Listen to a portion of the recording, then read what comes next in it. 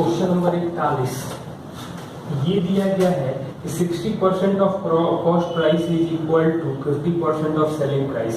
तो 60% of CP बराबर 50% of SP. तो परसेंटेज जीरो कटेगा, मतलब एसपी जो आएगा वो 6 आएगा, सीपी जो आ जाएगा वो 5 रेशियो में, यानी कि 20% का लाभ हो जाएगा। 100 120 भी कर सकते थे। Question number 42 Maninder bought 2 horses at ₹40,000 each. पहले को 15% लाभ पर बेचता है, दूसरे को कुछ घाटे पर बेचता है कि पूरे सौदे में 3600 रुपया घाटा हुआ। तो मतलब 3600 जो होगा वो 40,000 का कितना परसेंट आ जाएगा, परसेंट निकालेंगे तो 100 से गुणा करेंगे तो 9% ओवरऑल लॉस हुआ। एक पर 15% लाभ हुआ, ओवरऑल 9% लॉस हुआ, यानी कि दूसरे को वो 24% लॉस पर बेचा। तो 40,000 का दूसरे के घोड़े को 76% में ही बेचेगा। तो ये आ जाएगा 304 00 आ जाएगा। कैलकुलेट करिए। क्वेश्चन नंबर 43 दिया गया है, एक fruit seller by x guava for ₹Y। तो Y रुपया में एक्स गुआवा खरीद रहा है और एक्स रुपया में Y गुआवा सेल कर रहा है, और ये भी कंडीशन दिया गया है कि x ग्रेटर देन y है। तो परसेंटेज प्रॉफिट या लॉस, तो एलसीएम लेंगे तो XY आएगा। तो ये आ जाएगा CP y² आ जाएगा, SP जो आएगा वो x² आएगा। x बड़ा है तो x² ज्यादा होगा, यानी कि परसेंटेज प्रॉफिट जो आ जाएगा वो x² minus y² by y² गुणे 100%। इस तरह से न्यूमेरिकल काफी सवाल पूछे जा रहे हैं। क्वेश्चन नंबर 44 कह रहा है कि x रुपए के 1%, x रुपए के 1% m साल का साधारण ब्याज और y रुपए के a² रेट से m² साल का साधारण ब्याज बराबर है। तो बराबर है मतलब 1 है, तो xy का रेशियो ये दोनों तो कटेगा। am यहाँ से am साल है, am कट जाएगा, मतलब x बटा y करेंगे तो ये आएगा am बटा में 1, मतलब am रेशियो 1 आ जाएगा। Question number 45 A took 2 loan although for 1200 from B and C. B claim 14% simple interest per annum while C claim 15% per annum. The total interest paid by A for 1 year is 172. Then A borrow, मतलब A कितना ले रहा है, तो 1200 रुपए में से 14 और 15 मतलब 14% मतलब 1200 रुपए का मिनिमम हम 14% करेंगे तो 168, लेकिन देना पड़ रहा है 172, मतलब 4 जो होगा वो किसका 1% होगा, मतलब 400 रुपया जो होगा वो 15% पर 15% यानी कि सी से, और ऑप्शन जो दिया तो 400 घटा देंगे, मतलब 800 रुपया जो होगा वो 14% पर बी से लेगा। Question number 46 a regular polygon has each of angle equal to 3/5 times of two right angle, मतलब 3/5 2 right angle मतलब 180। तो ये कटेगा 36, 108 इंटरनल एंगल है तो एक्सटर्नल एंगल 72 आ जाएगा, मतलब n आ जाएगा 360/72 यानी 5। Question number 47 a square of area 200 square metre, a new square is form such that the way length of its diagonal of given square then the area of new square। तो इसका मतलब ये छोटे वाले का area है और दूसरा इसका डायगोनल पर ही हम लोग वो बना रहे हैं। तो a होगा तो a√2 होगा, तो भुजा का अनुपात आता है 1√2, तो एरिया का रेशियो 1:2 आएगा। 1 के लिए 200 दिया है तो 2 के लिए जो नया बनेगा वो 400 मीटर स्क्वायर आ जाएगा। 41 The height of a cone, cylinder and hemisphere are equal. Their radius are 2, 3 और 1। तो हाइट आर सेम, मतलब ये रेडियस का रेशियो दिया गया है कोन, सिलेंडर और हेमिस्फीयर का। तो और ये रेडियस का रेशियो दिया है। The ratio of their volume क्या होगा, तो कोन के लिए और हाइट तीनों का सेम है, तो इसका जो हाइट होगा वो हेमिस्फीयर का हाइट मतलब रेडियस के बराबर होगा, तो ये 1/3 पाई 2 का स्क्वायर इंटू 1, ये आएगा पाई 3 का स्क्वायर हाइट 1, और ये आएगा 2/3 पाई 1 का क्यूब। तो पाई पाई पाई तो सब में कट गया, 3 से गुणा करेंगे मतलब ये 4 आएगा, ये 27 आएगा और ये 2 आ जाएगा। A motorboat can travel 10 km/h in still water. He travel 91 downstream and return in 20 hour, मतलब 91/10 प्लस भी और 91/10 माइनस भी में 20 घंटा का टाइम लग रहा है। तो भी का मान 3 आ जाएगा, 3 यहाँ पे वैल्यू रखेंगे तो 13 और 7 सेटिस्फाइड मतलब फैक्टर हो जाएगा और सेटिस्फाइड भी करेगा। क्वेश्चन नंबर 50 क्या दिया गया है? A man driving 3/4 of original speed reaches destination 20 minute later than usual। तो चाल जो होगा वो 4 और 3, 1 और 3/4 भी 1 और 3/4 करते तो भी होता, तो टाइम का रेशियो आएगा 3/4। अब हो रहा है कि 20 मिनट लेटर यूजुअल टाइम, तो यूजुअल टाइम जो होगा 1 के लिए 20 है तो 60 मिनट और नॉर्मल लगता, आज लेट जाएगा तो 80 मिनट में जाएगा। क्वेश्चन नंबर 51 क्या दिया गया है? A motorboat traveling at the same speed cover 25 kilometre इन 8 घंटा, 25 किलोमीटर 8 घंटा में कवर कर सकता है। इसके बाद दिया गया है at the same speed it can travel 35 kilometre up stream, तो 35 बटा में u प्लस v और 52 बटा में डाउन स्ट्रीम, तो u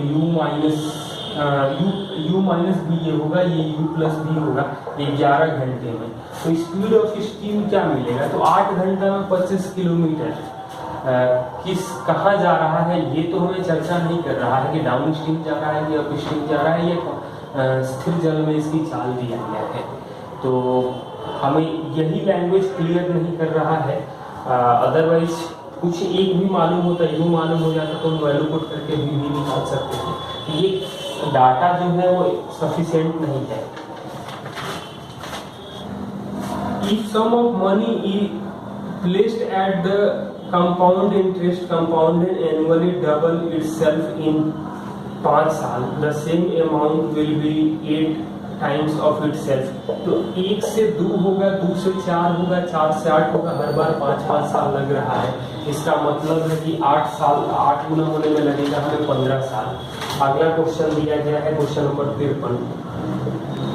A person has left an amount of rupees 1,20,000 divided between two sons 12 और 14 such that they get equal in each।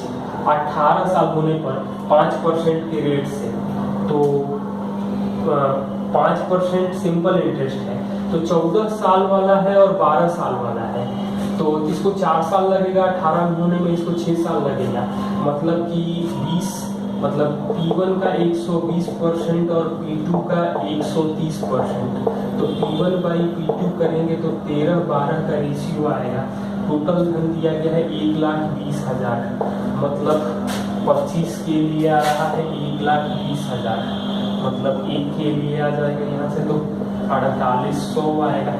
अब छोटे का हिस्सा पूछा गया है, मतलब तो P2 जो आ जाएगा 12 गुणे 4800 करेंगे तो 57,600 आ जाएगा, 57,600। A square plus b square plus c square बराबर 2 into a minus b minus c minus 3 है, तो a minus b plus c क्या होगा? तो इसको a square minus 2a plus 1 b square plus 2b plus 1 और सी स्क्वायर प्लस 2c प्लस 1 बराबर 0। इसको a माइनस 1 का स्क्वायर b प्लस 1 का स्क्वायर और c प्लस 1 का स्क्वायर बराबर 0 करेंगे, मतलब a का मान 1 आएगा, b का मान -1 आएगा, c का मान -1 आएगा। इसका मतलब हो जाएगा a माइनस बी प्लस सी करेंगे तो 1 माइनस माइनस 1 माइनस 1 मतलब कि 2 माइनस 1 यानी कि 1 आ जाएगा। X square plus 3x plus 1 बराबर 0, मतलब x प्लस 1/x जो आ जाएगा वो -3 आ जाएगा। हमें x³ प्लस 1/x³ पूछा गया है, तो ये होगा -3 का क्यूब -3 गुणे -3 यानी कि -27 प्लस 9 यानी कि -18। क्वेश्चन नंबर 56 क्या हो जाएगा? x का power a plus b plus c गुणा में दिया गया है बराबर 1 है, तो मतलब x का पावर 0 होगा, तो a plus b plus c 0 है, तो a cube plus b cube plus c cube जो होता है वो 3abc होता है। ये स्टैंडर्ड रिजल्ट है। Question number 57, base of right pyramid of a square length of diagonal of base is 24√2। तो 24√2 डायगोनल है, यानी कि भुजा जो होगी वो 24 होगी। पिरामिड का वॉल्यूम दिया गया है, तो पिरामिड का वॉल्यूम होता है 1/3। बेस का स्क्वायर हाइट नहीं मालूम है 1728 है, तो ये 24 स्क्वायर का मतलब यहाँ से 3 बार में कटेगा, भाग देके देख सकते हैं। h का वैल्यू आ जाएगा 9 सेंटीमीटर।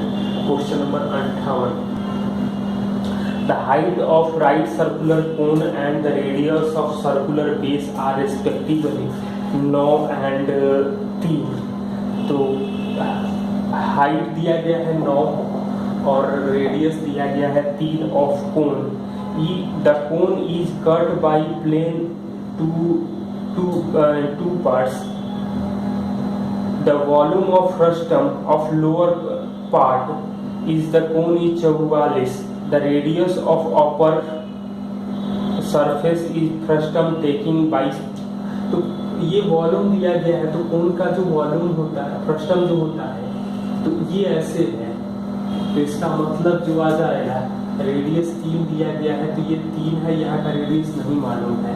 और एक चीज और जान रहे हैं लोग, हाइट और रेडियस, मतलब ये हाइट 9 है, तो ये 3 है, ये 9 है, तो ये जो भी रेशियो होगा वो हमेशा, मतलब ये 1 भाग होगा तो ये 3 भाग होगा, मतलब इसको हम लोग 3r कर सकते हैं इस वाले भाग को।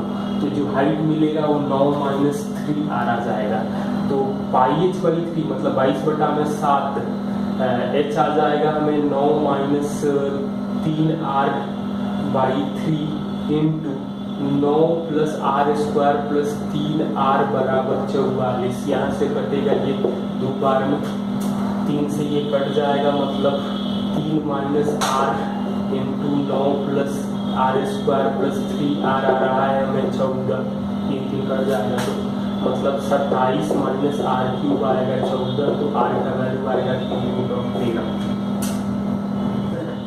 तो ratio of radii of 2 right circular cylinder 2, 3, height दिया गया है 5, 4 में। तो कर्व सरफेस एरिया, तो कर्व सरफेस एरिया होता है 2πrh। r1 h1 लिखने की कोई जरूरत नहीं, रेशियो है तो रेशियो लिख सकते हैं। 2, 3 है और ये 5, 4 है, मतलब यहाँ से कटेगा 2 बार में, यानी 5/6 आ जाएगा। Question number 60, A solid cylinder has total surface area is 462। Curve surface area is 1/3 of total surface area होना चाहिए। तो वॉल्यूम क्या होगा, तो ये दिया गया है टोटल सरफेस एरिया, और सी से मतलब 2πrh और 2πr + h जो है वो 1/3 है। तो हमें वॉल्यूम पूछा गया है, लैंग्वेज कुछ गड़बड़ दिख रहा है, तो 2πr कटेगा, मतलब 3h बराबर h + r आ जाएगा, तो r बराबर आ जाएगा 2h, या r/2 कर सकते हैं। अब हमें दिया गया है कि टोटल सरफेस एरिया जो है वो दिया गया है 462, मतलब 2πr, r के जगह हम लोग 2h लिख सकते हैं, मतलब 2h, और ये आ जाएगा 3h बराबर 462। तो 3 दूनी का 6 कटेगा तो 77, 2 से कटेगा तो 38.5 आएगा, मतलब πh² आ रहा है 38.5, याद होगा तो h आ जाएगा 3.5, r आ जाएगा 7।